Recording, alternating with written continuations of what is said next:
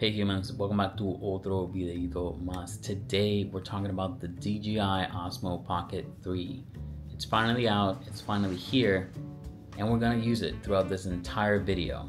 So if you wanna know what real world experience or footage looks like, then stick around. Also, we're gonna be using this as it comes out of the box. No D-Lock, no color grading, no audio adjustments. We're gonna be using the audio from the DJI Osmo Pocket 3, and we're gonna use footage straight out of the camera. We're also gonna do a quick unboxing so you know what comes in which configuration. So yeah, let's get started.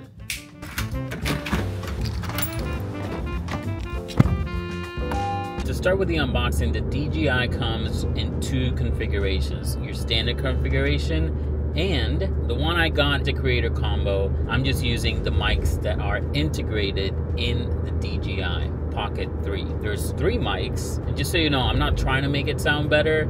The air conditioning is on, obviously I'm driving, and I'm not putting any voice isolation. We'll see how it sounds when I go to edit, kind of see how it turns out. But onto the unboxing. With the standard configuration, you get the Osmo Pocket 3, you get Type-C to Type-C cable to charge or data transfer, you get a protective cover, you get a wrist strap, and you get a non-battery handle with a 1/4 inch thread at the bottom. Now with the creator combo, you get everything you get in the standard, but you also get the wide angle lens, which I'm not using right now.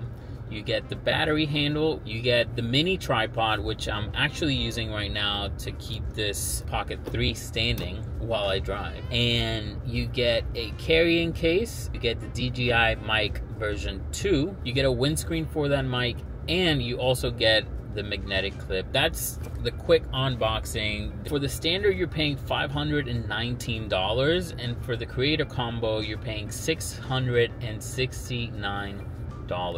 The difference is $150, and I think it's worth it, honestly. So right now you can hear that these mics are picking up quite wild stuff, but it is the train going by, so there's that.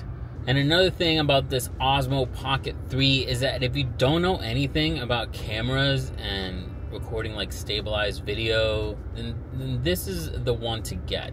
No need for expensive cameras, lenses, gimbals. Just buy the DJI Pocket 3 and you're good to go. You can literally start recording right at the bat.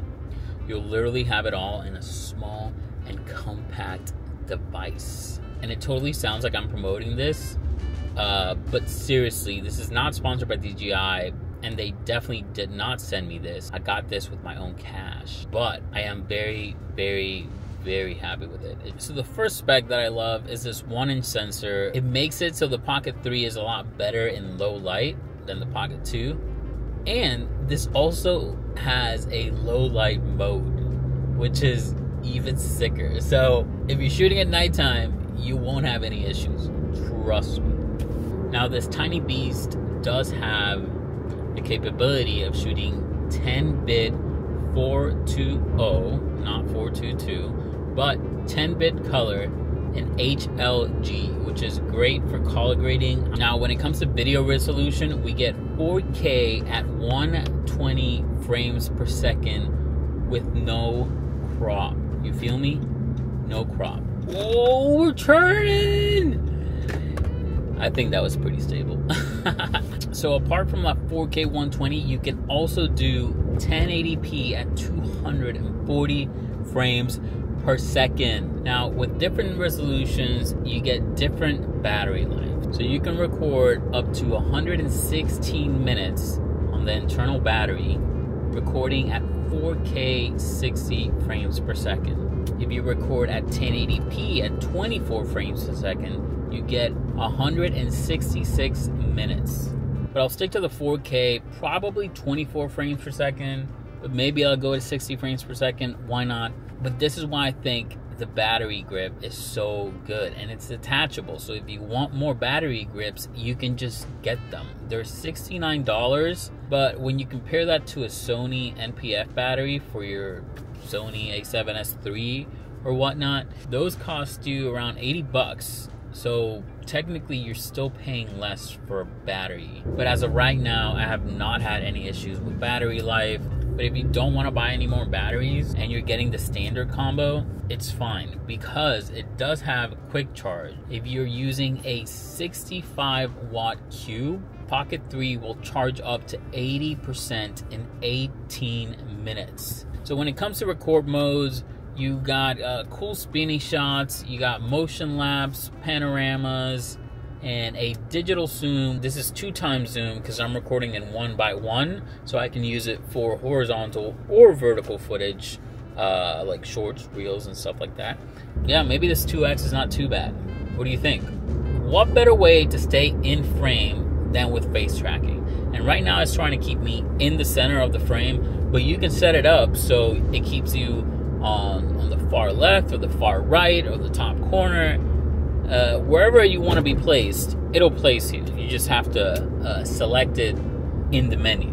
So this is an awesome feature for situations like now where, you know, I'm trying to record and I'm obviously not paying attention to the camera. Like if I move around, you can see it's tracking me. It's tracking me if I go up, it's tracking me if I go down. So it's doing it, and I think it's doing a really good job. So this is not a feature, but it's something that comes in both iterations, the standard and the creator combo, and that is the protective case.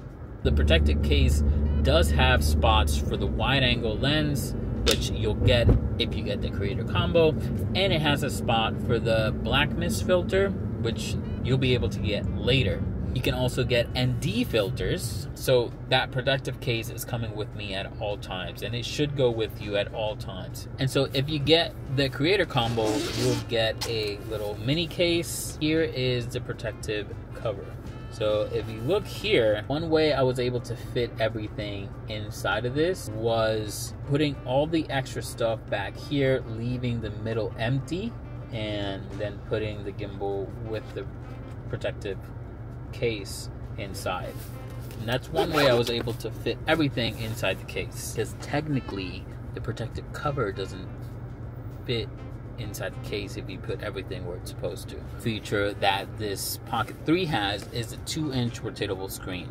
So this is great because you can use this to turn on the gimbal and turn off the gimbal, but you can also use the screen to go from landscape to portrait. But let's just say you're recording in 1:1, which basically records everything. You can use the record button to turn off and on the gimbal instead of flipping the screen open and close. Just by holding the record button for a little bit, it'll turn off and it'll power on again. Also, the gimbal head goes back into its lock position. All right, so right now we are currently walking. I'm not trying to keep this gimbal steady or anything. I'm just walking normally, not really thinking about holding this steady like I normally would. I'm just letting it bounce around just to see how good it actually is. So right now I have it, it's not too bad. It's actually, I can get it even closer if I want a blurrier background. I feel more okay vlogging with this than if I had a really big Sony full frame camera with a 16-35 in front of it. So this is definitely the way to go if you want to vlog and not be noticed.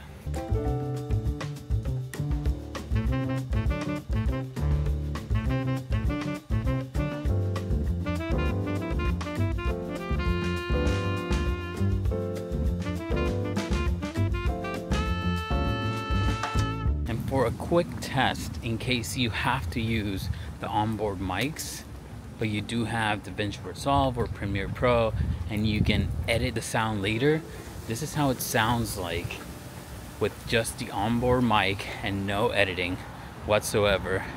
And now this is what it sounds like with editing, with voice isolation turned on.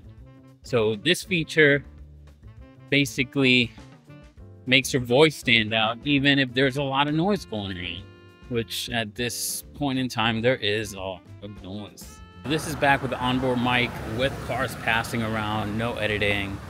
How does it sound? Good enough?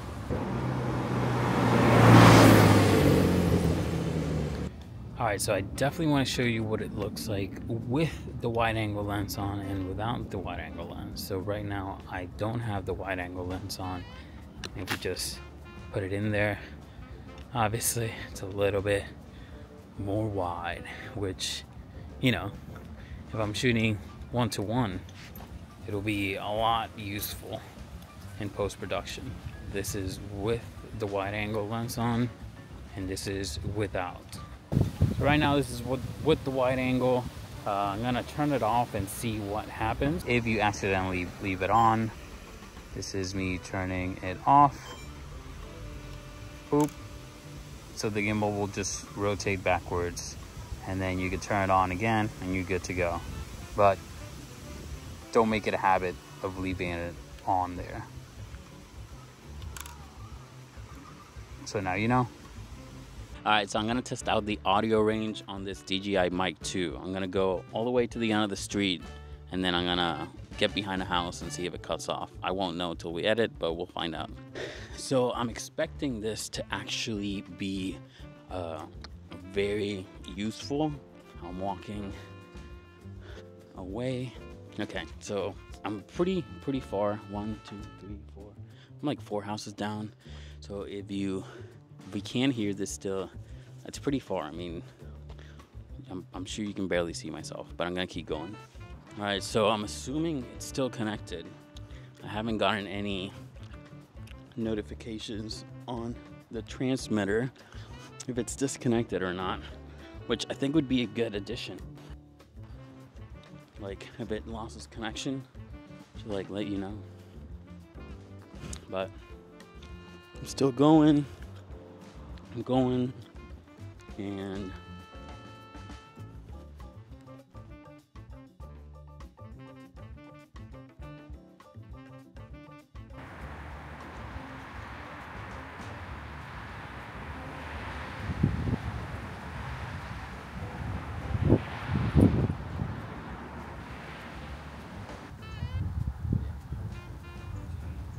it's still flashing. Oh, it's not flashing anymore, so it might just be connected now. Alright, so I'm literally running with the camera. Like, this is straight up running. In case you're being chased while you do a vlog. You can also record that with the face tracking music. It looks like it's working, so that's pretty interesting. I'm getting tired. Now we're gonna turn it around and go the other way.